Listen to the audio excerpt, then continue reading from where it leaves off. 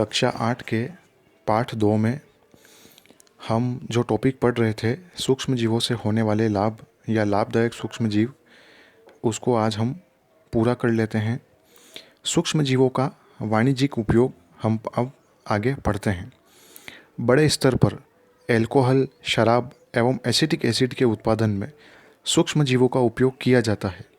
जौ, गेहूँ, चावल एवं फलों के रस में उपस्थित प्राकृतिक शर्करा में यीस्ट के द्वारा एल्कोहल एवं शराब का उत्पादन किया जाता है। क्रियाकलाप 2.4 500 ml वाला एक बीकर लीजिए, उसे 3/4 यानी 75% भाग तक जल से भर दीजिए।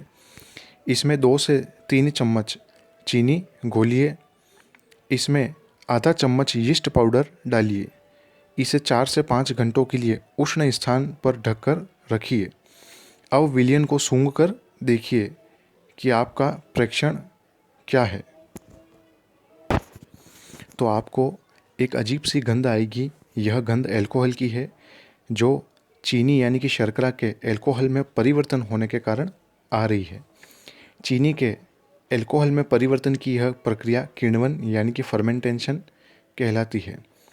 लुईस पास्चर ने किण्वन की खोज 1857 में की थी। तो यहाँ एक क्वेश्चन बन सकता है। अब है सूक्ष्म जीवों के औषधि उपयोग। जब कभी आप बीमार पड़ते हैं तो डॉक्टर आपको पेनिसिलिन का इंजेक्शन देते हैं अथवा कोई अन्य प्रतिजैविक की गोली या कैप्सूल देते हैं। इन औषधियों या दवाइयों का स्रोत सूक्ष्म जीव है। ये बीमारी पैदा करने वाले सूक्ष्म जीवों को नष्ट कर देती है अथवा उनकी वृद्धि को रोक देती है। इस प्रकार की औषधि को प्रतिजैविक अथवा एंटीबायोटिक के नाम से जानते हैं। आजकल जीवाणु और कवक से अनेक प्रतिजैविक औषधियों का उत्पादन हो रहा है। स्ट्रेप्टोमाइसिन, टेट्रासाइक्लिन, एरिथ्रोमाइसिन सामान्य रूप से उपयोग में की जाने वाली एंटीबायोटिक हैं, जिन्हें कवक एवं जीवाणु से उत्पादित किया जाता है। किसी विशिष्ट प्रकार के सूक्ष्म जीव का संवर्धन करके प्रतिजीविक का उत्पादन किया जाता है, जिन्हें अनेक रोगों की चिकित्सा में उपयोग में लाते हैं। सन 1929 में एलेक्जेंडर फ्लेमिंग ने जीवाणु रोगों से बचाव हेतु एक संवर्धन पर प्रयोग कर रहे थे।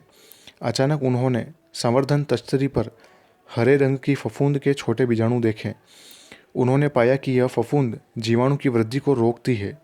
यह तथ्य पाया गया कि बहुत सारे जीवाणु फफूंद द्वारा मारे गए। इस प्रकार फफूंद से पेनिसिलिन की खोज हुई या वह बनाई गई।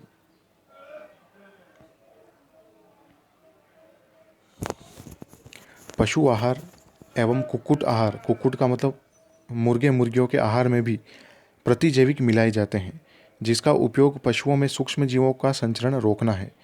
प्रतिजैविक का उपयोग कुछ पौधों के रोग नियंत्रण के लिए भी किया जाता है। ध्यान रखना चाहिए कि डॉक्टर की सलाह पर ही प्रतिजैविक की दवाएं लेनी चाहिए तथा उस दवा का कोर्स भी पूरा करना चाहिए। यदि आप प्रतिजैविक उस समय लेंगे जब उसकी आवश्यकता नहीं है, तो अगली बार जब आप बीमार होंगे और आपको प्रतिजैविक की आवश्यकता होगी, तो वह उतनी प्रभावशाली तरीके से आपके शरीर पर काम नहीं करेगी। इसके अतिरिक्त अनावश्यक रूप से ली गई प्रतिजैविक शरीर में उपस्थित उपयोगी जीवाणुओं को भी मार देती है या नष्ट कर देती है। सर्दी, जुकाम एवं फ्लू में प्रतिजैविक प्रभावशाली नहीं है, क्योंकि यह वायरस से होने वाला रोग है। तो प्रतिजैविक कभी वायरस को नहीं मारती, यह सिर्फ जीवाणुओं को मारती है। अगला जो लाभ है वो है कि वैक्सीन या टीका जो इनसे बनाया जाता है। शिशु एवं बच्चों को टीका क्यों लगाया जाता है, तो आइए जानते हैं। जब रोगकारक सूक्ष्म जीव हमारे शरीर में प्रवेश करते हैं, तो उनसे लड़ने के लिए हमारा शरीर प्रतिरक्षी उत्पन्न करता है। शरीर को यह भी स्मरण रहता है कि वही सूक्ष्मजीव अगर हमारे शरीर में पुनः अगली बार प्रवेश करता है तो उससे किस प्रकार लड़ा जाए। अतः यदि मृत अथवा निष्क्रिय सूक्ष्मजीवों को स्वस्थ शरीर व्यक्ति के शरीर में यदि प्रविष्ट करा दिया जाए, तो शरीर की कोशिकाएं उसी के अनुसार लड़ने के प्रतिरक्षी उत्पन्न करके रोगकारक को नष्ट कर देती है। यह प्रतिरक्षी हमारे शरीर में सदा के लिए बनी रहती है तथा रोगकारक सूक्ष्म जीव से हमारी सदा के लिए सुरक्षा होती है। यानी एक तरह से आप कह सकते हैं ये एक मेमोरी जैसा है कि एक बार जिस तरह से उसे लड़कर हरा दिया, तो वो याददाश्त उनकी वैसी हमेशा के लिए रह जाती है कि अगर अगली बार वही कोई रोगाणु वापस आया तो उसे इसी तरह हराना है। इसी प्रकार टीका कार्य करता है। हैजा, क्षय, चेचक तथा हेपेटाइटिस जैसी अनेक बीमारियों को वैक्सीन के द्वारा ही रोका जा सकता है। एडवर्ड जेनर ने चेचक के लिए 1798 में चेचक के टीके की खोज की थी। आपके बचपन में भी आपको अनेक रोगों से रक्षा करने के लिए टीके या वैक्सीन दिए गए होंगे। क्या आप इन रोगों की सूची तैयार कर सकते हैं? इसके लिए आप अपने माता पिता की मदद ले सकते हैं।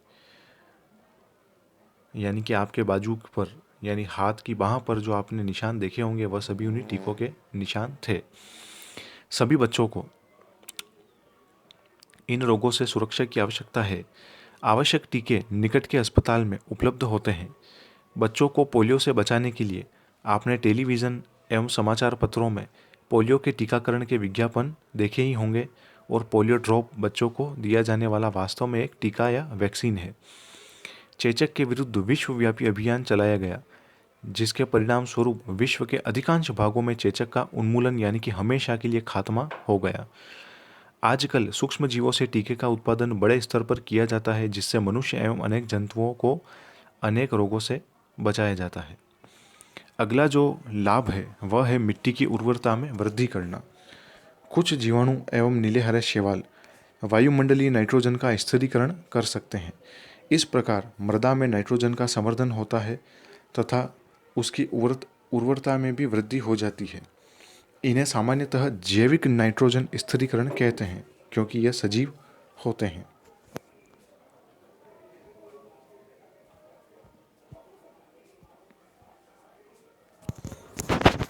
आप देख रहे हैं इसमें चित्र, ये नीले हरे शैवालों के चित्र हैं, नोस्टोक एनाबीना के। ये मिट्टी में विद्यमान रहते हैं और मिट्टी की उर्वर शक्ति को बढ़ाते रहते हैं, नाइट्रोजन की मात्रा को बढ़ाते रहते हैं।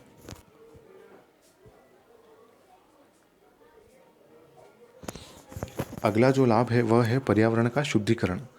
अपने विद्यालय के माली को देखने के पश्चात पहेली बूझो और दूसरे विद्यार्थियों ने घरों व बगीचों से पत्तियां एवं फल सब्जियों का कचरा एकत्र करके उसके निपटान के लिए बनाए गए गड्ढों में डाला। कुछ समय बाद इसका विघटन होने से यह खाद में परिवर्तित हो गया। पहेली और बूझो जानना चाहते हैं कि यह किस प्रकार हो सकता है। तो क्रियाकलाप 2.5, 2 गमले लेकर प्रत्येक को मिट्टी से आधा आधा भर दीजिए।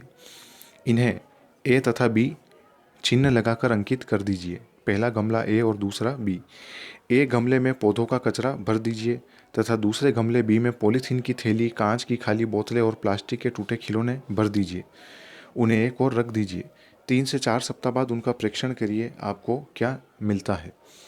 तो आप ये देखेंगे कि जिस गमले में यानी ए वाले गमले में आपने जो जैविक कचरा डाला था वह सभी तो खाद में परिवर्तित हो जाएगा, लेकिन बी वाले गमले में जो आपने पॉलीथीन और कांच की बोतलें वगैरह डाली थी वो जैविक खाद में परिवर्तित नहीं होगी। तो क्या आपको दोनों गमलों में कोई वस्तुओं में कोई अंतर दिखाई देता है? यदि हाँ, तो क्या अंतर परिलक्षित होता है? तो हाँ, हमें अंतर दिखाई देता है और सामने से ही परिलक्षित होता है। आप देखेंगे कि गमला ए के पादप अवशिष्ट का अपघटन हो गया है। यह कैसे हुआ? तो इसका जवाब है सूक्ष्म जीवों द्वारा पादप अपशिष्ट का अपघटन करके उसे खाद में बदल दिया जाता है। और इस प्रक्रिया में जो पोषक तत्व या खाद जो बने हैं वह क्या काम करते हैं? पौधों द्वारा पुनः उपयोग में ले लिए जाते हैं। क्या आपने ध्यान दिया कि गमला बी के पॉलीथीन की थैली, कांच की खाली बोतलों एवं खिलौनों के टूटे हुए टुकड़ों में इस प्रकार का परिवर्तन क्यों नहीं हुआ? तो सूक्ष्म जीव उन पर क्रिया करके खाद में परिवर्तित उन्हें नहीं कर सकते हैं। आप अक्सर बड़ी मात्रा में मृत जीवों को सड़ते हुए देखते हैं। पादप कभी कभी सड़ते हुए जंतुओं के रूप में देखते हैं।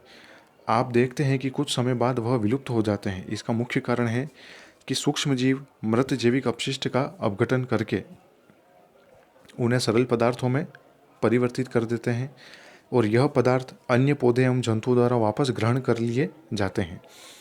इस प्रकार हानिकारक एवं दुर्गंध युक्त पदार्थों का निम्नीकरण करने के लिए हम सूक्ष्म जीवों का उपयोग करके पर्यावरण का शुद्धिकरण करते हैं। तो यहाँ हमारा जीवाणुओं से लाभ वाला टॉपिक पूरा खत्म हो चुका है। अब आप होमवर्क के 4 क्वेश्चन नोट कीजिए। पहला क्वेश्चन लिखिएगा, नीलहरित शैवाल का चित्र बनाइए। दूसरा लिखिएगा प्रश्न, लाभदायक जीवाणुओं के कोई 2 लाभों पर टिप्पणी लिखिए। तीसरा प्रश्न लिखिए, टीका क्या होता है और यह किस प्रकार कार्य करता है। चौथा प्रश्न लिखिए, प्रतिजैविक के खोजकर्ता एवं टीके के खोजकर्ता का नाम व संक्षिप्त विवरण दीजिए।